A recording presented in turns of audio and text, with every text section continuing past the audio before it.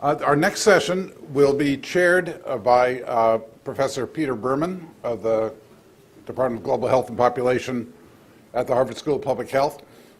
Peter has been a longtime stalwart of the department and the school. We lost him for a few years when he took time off to go work at the World Bank, and he was the chief World Bank's chief representative health economist in India for several years. He brings to today's talk not only theoretical but also practical experience in developing health systems in low-income countries in India and throughout much of the rest of the world, and was a leader in the flagship course that was offered with World Bank sponsorship for many, many years, has been offered at the School of Public Health.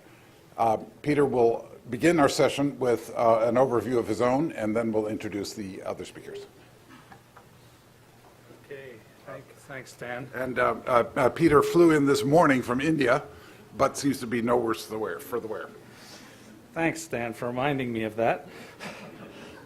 So you all are the hardcore today, and I'm glad. I think we have our three speakers here. I see Till in the back there. Is that right?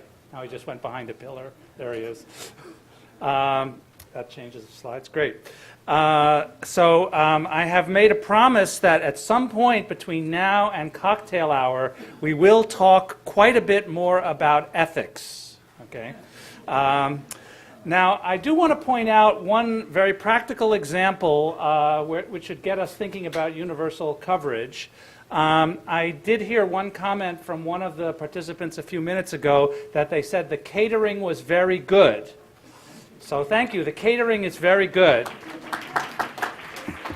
But I do want to point out that the coverage is universal but thin, because lunch was not included in that. So something to think about for the next universal coverage meeting. Dan was kind enough to invite me to chair this session, and then he had the poor judgment to ask me to actually say a few things. So not being one to not take up that invitation, I want to offer some opening thoughts. But you can see that I forgot to put the S on the end of elements, which explains what I was doing on that flight back from India yesterday. So it should be Elements of Universal Coverage, which is the title or the main title for the next three sessions of the meeting. So as I looked at the agenda, and Dan and I were exchanging some emails, I was saying, well, what do we mean by elements of universal coverage? It's such a nice kind of neutral word, elements. I mean, many things have elements. So I wanted to use that as a stepping off point for thinking about how we should think about the next few sessions. So I think we should, when we think about what we mean by elements of universal coverage, I think it's helpful to think about the difference between ends and means. And we've had some discussion, some comments about that today. Some of what I'm going to share we've had bits and pieces of already, but I'd like to see if we can use that a little bit more to build on a deeper discussion as we proceed. So just to remind us, this is a chart from the health system reform framework that many of us here at Harvard have been using. It was developed by a group of us faculty members here at the School of Public Health. Analogous to WHO's multidimensional framework of health system performance outcomes. And this is what I think we usually mean when we talk about ends. We think of these as the ends of the health system. And I want to mention firstly that well, we've all probably seen this, and the WHO presented this to the world in the 2000 World Health Report. This was really a major advance in global thinking that I really do want to call attention to. I mean, prior to the thinking along these lines, people thought of the goal of the health system purely in terms of health. Now, all of us who worked on health systems around the world realized that they were doing other things than just population health improvement. But this kind of framework gave a bit of a form to that reality. And I think in that sense, it was a very important acknowledgement that real health systems are not only about improving health. And this is something that has really suffused the discussion about universal coverage.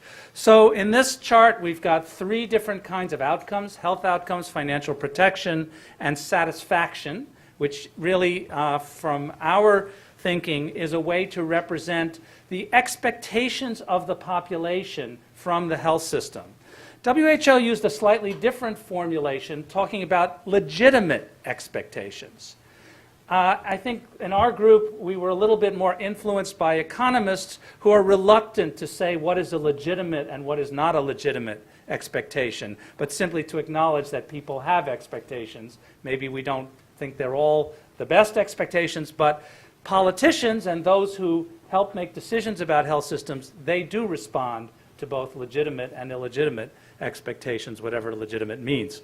And also we thought about this notion of thinking about the average level, or how we typically describe countries in terms of some averages, as well as the distribution. And thinking about distribution, we've used here the term equity, which is often seen as a synonym for distribution. But equity implies a kind of ethical basis for deciding on what is a desirable or appropriate distribution. So I think we should, again, be open to thinking about distribution as a generic category. We may want it to be an equitable distribution, but as we've heard today several times, countries may differ in what they think of as a legitimate or an equitable distribution. And that is something that national leaders pay attention to, and maybe in the global discourse we also need to pay some attention to.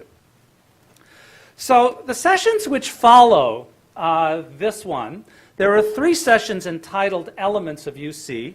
One deals with reducing the financial burden, that's this one. Tomorrow morning we have a session on choosing services, and we have a session on universal enrollment. So I pose you the question, are these means or are they ends? Reducing the financial burden, that seems more to be an end, clearly related to the health system outcome goal of increasing financial risk protection, or achieving full financial risk protection, as universal coverage would imply in its definition. Choosing services, though, I think is not so clearly an end. It's actually a means to achieve ends.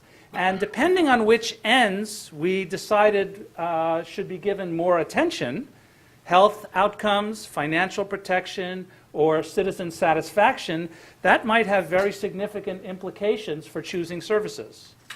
We might choose different packages of services if we were emphasizing different ends.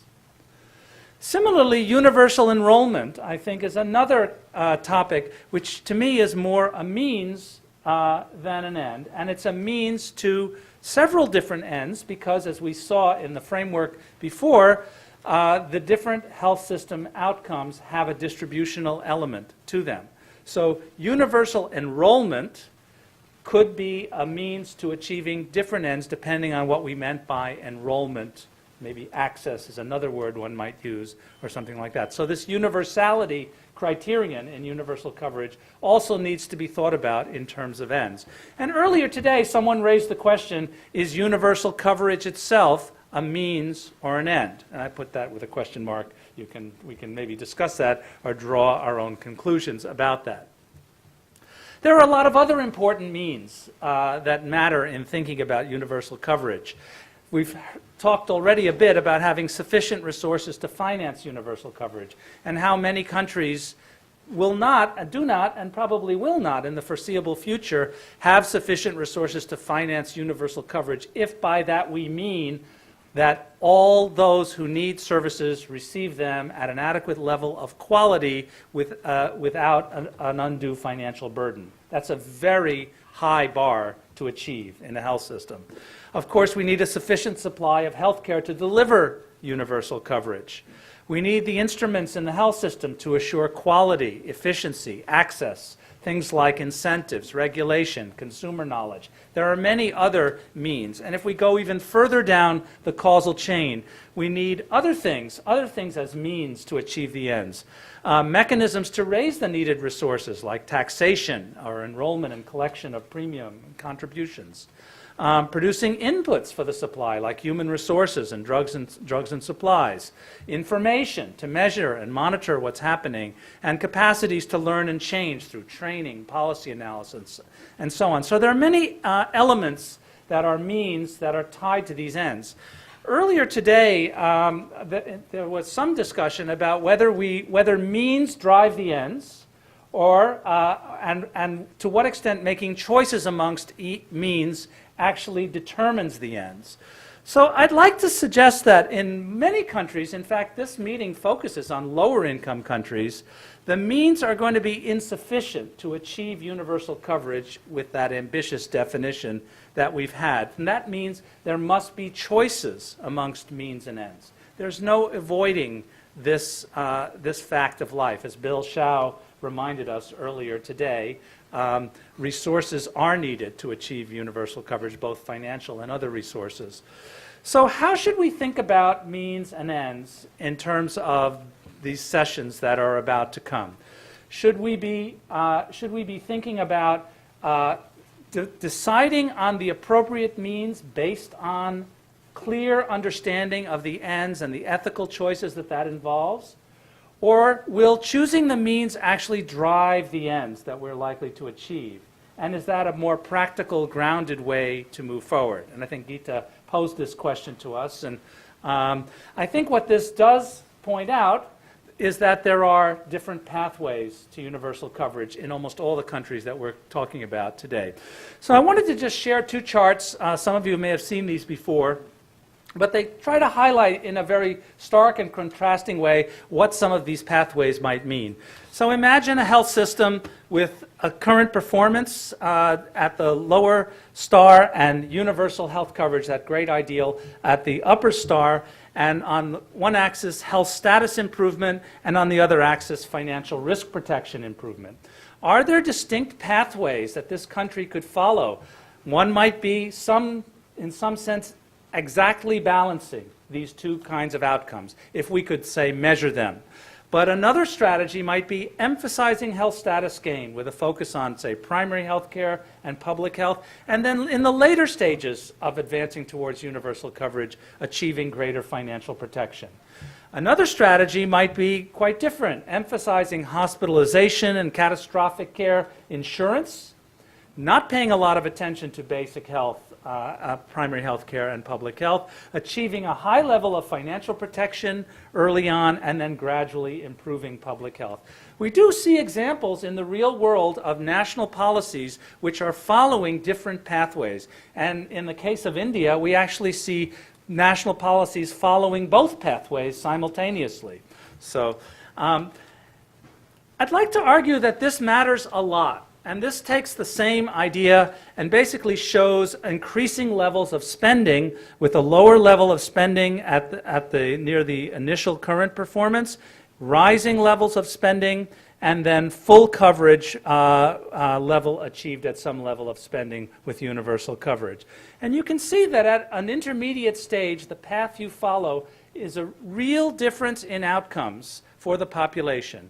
At point A in this chart, the population is healthier in terms of overall population health status, but still has a high level of financial risk and a high financial burden.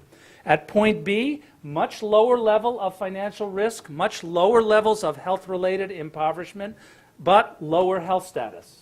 So this has real implications for outcomes. And to me, these really are the fundamental ethical choices we face in thinking about how low-income countries can advance towards universal coverage. So if we were to say, let's start with ends and then figure out means, would choosing different pathways affect the package of services, the way we would reduce the financial burden, and how much emphasis we would give to universality? Universality is not necessarily the only way to achieve these gains, this progress along these pathways, for example. Or should we set the means in place and then see where we end up in terms of the ends? So I think in thinking about these next few sessions, it would be a good idea to think clearly about means and ends. When choices and trade-offs are needed, and I would argue that they are almost always needed, in fact, I think they're always needed, I would make choices about means based on priorities about ends. Ends, I believe, should drive the choice of means and not the other way around. But let's pose that as a question for discussion. And as much as we can in the sessions that follow, let's consider the ethical basis of these choices and where the judgments about these ethical bases come from, whose judgments they are, and how widespread or universal or particular they are.